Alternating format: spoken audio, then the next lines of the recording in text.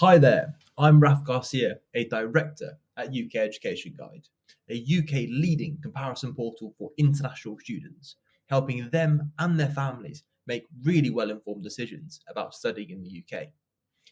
In this video, it is my privilege to give you a video guide of the University of Sheffield, whereby we explore their offering from an international student perspective by asking questions of their admissions team and one of their international students. So, let's hear what they have to say.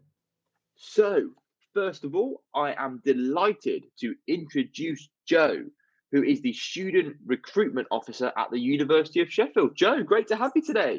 Great to be here, Raf. I'm looking forward to getting stuck in. Absolutely, absolutely stuck in. That's a wonderful phrase. So that wonderful phrase. I haven't had that on the interview before, so that's a great one.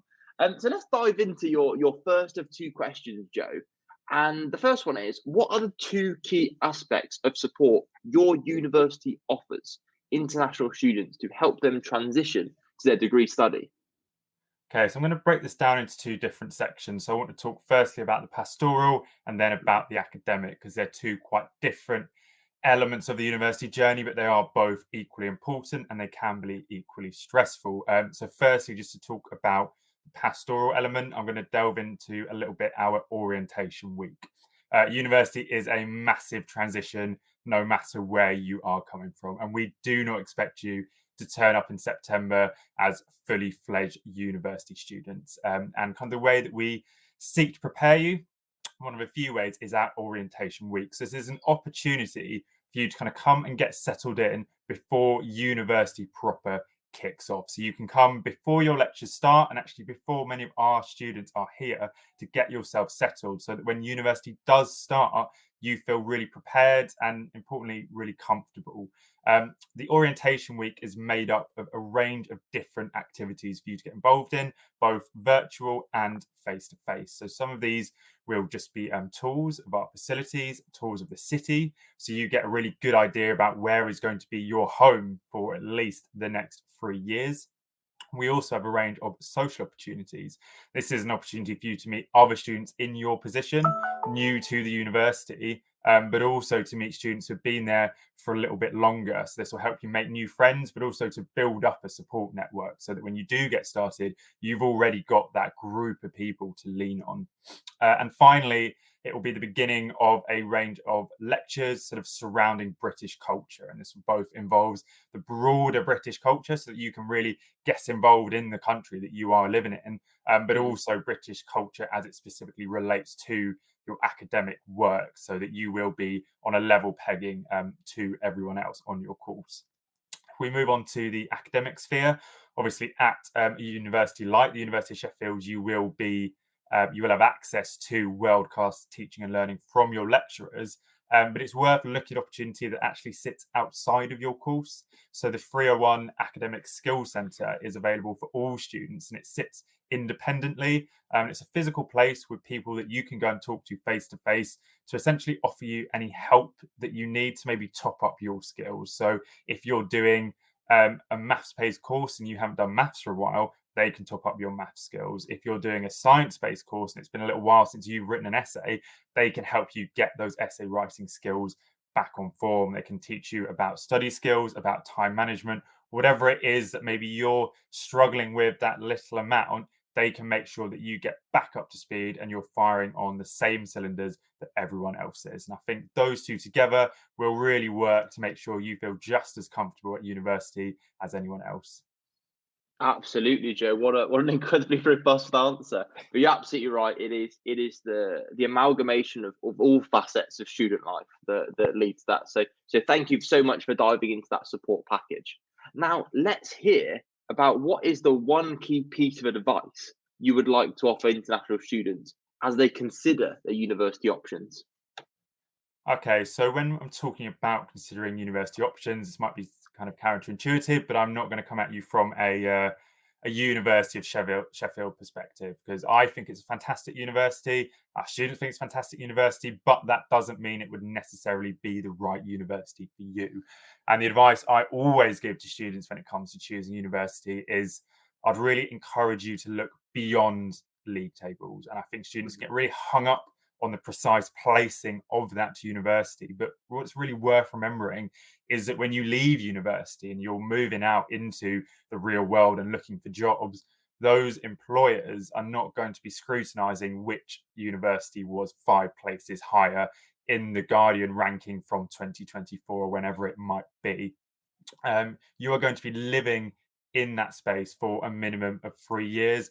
I would really encourage you to look at the city, to look at the campus, the culture of the place you will be living in, the opportunities on offer. And I really encourage you to value that as highly as the kind of the academic side of the course as well. And I think that's probably my primary piece of advice to students. Please don't get too hung up on league tables. Absolutely, Joe. True words and wisdom there. And on the note of students, we are fortunate enough to be joined by one of yours. So it gives me great pleasure to invite Pack to the call. Pack, hi, how are you getting on? Hi, thank you very much for having me. You're very welcome. Great to have you here today. Obviously, listening on Joe's insights. Now we're going to dive in and ask you a number of questions. Before we get started with those questions, tell me a little bit about yourself. So, what year of study are you in? What course are you on? And where are you from? Definitely. So personally, I am from Hong Kong. I am doing the structural engineering and architecture course, which is a dual course. And currently I am in the 3rd year, but I will break down the actual course details later on in the questions. And it's a bit of an interesting reason as to why I say this for my course. Brilliant. Well, I look forward to it. So, without further ado, let's dive straight into that Yep. first question, which is, what are the top 2 reasons why you selected the University of Sheffield? Yep. So following to what I said just now, one of the main key reasons to why I chose Sheffield was purely because of this special course itself.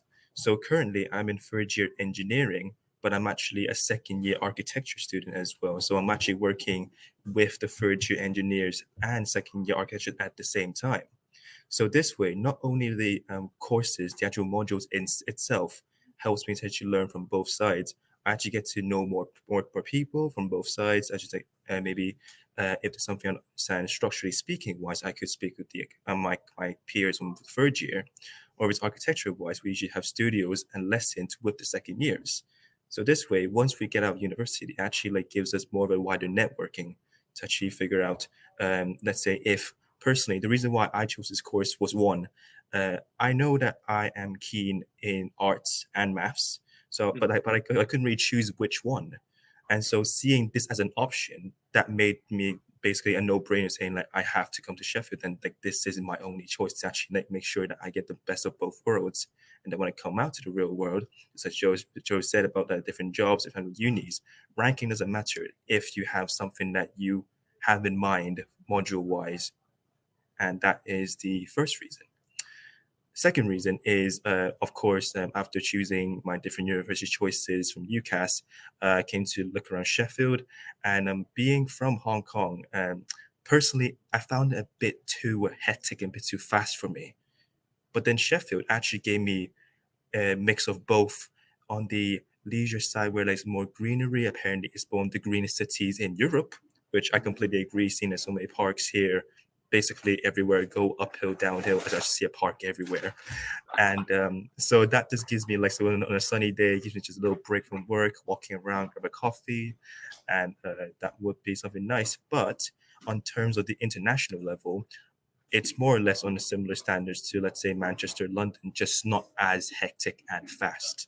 So that's why I thought that Sheffield is an interesting city for me to try and live in, to try and balance out my life per se. Absolutely, Pat. It seems like you really have tailored this offer to exactly what you wanted, if that makes sense. Definitely, yeah. And It you just really all came did by your chance. research. Well, exactly. Yes. And I think, and this is exactly what these videos are about, is it's helping students understand how to do their research, how to assess and analyze what might be the right options for you. So I thank you so much for that answer. It was incredibly diligent, and I know it will be really eye-opening for so many students. So we're going to transition into the second question, which is my favorite of the whole interview, and it's, what is the one thing you think you'll remember most about your time at university when you look back in 10 years' time? So the one thing I would say is link it back to architecture is like, so you see like all these movies or series of people just working, let's say late at night and stuff. I just felt like as an architect, it's something that only a profession like this could do, in the sense that like to get that feeling or something.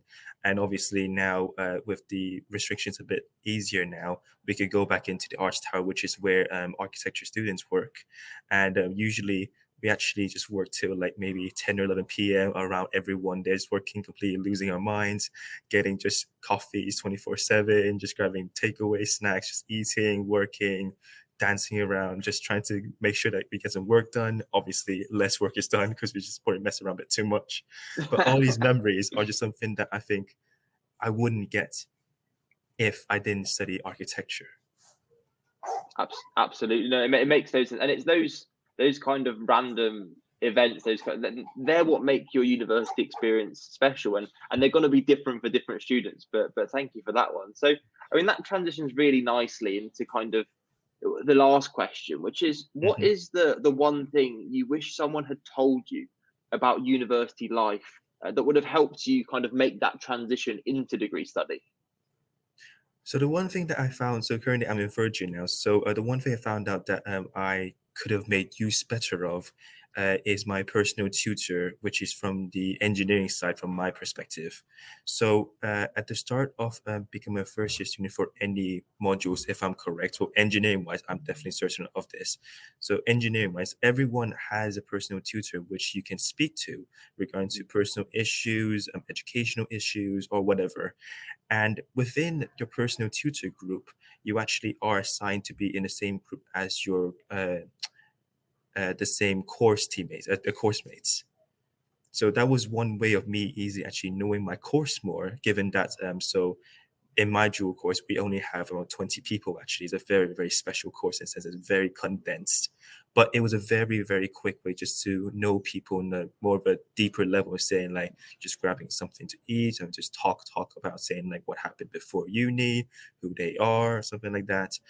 But that was on the peer side. But on the tutor side, I found out that this year, because this year right now is where like everything combines together, engineering, architecture wise, and there are a lot of gaps in between, which I had a very particular question that I didn't know who to ask. And I just found that if I asked my personal tutor quicker, it could have saved me a lot of time.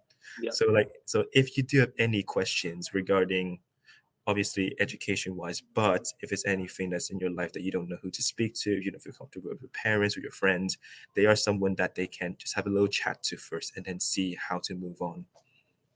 Absolutely brilliant answer. No matter what institution you go to, the idea of personal tutors are so valuable. So I think I really like that answer because it's a really honest answer, and it almost sounds like common sense, but when you're there, you sometimes forget to ask them. Exactly. So I think, yeah. it's so true, and I think we've all been through that experience. So on that note, Pac, Joe, I would like to thank you both for your answers, and I look forward to catching up with you soon. So have a wonderful rest of your day. Bye bye. You too. Thank you very much. Bye. Cheers, guys. Bye bye. Cheers.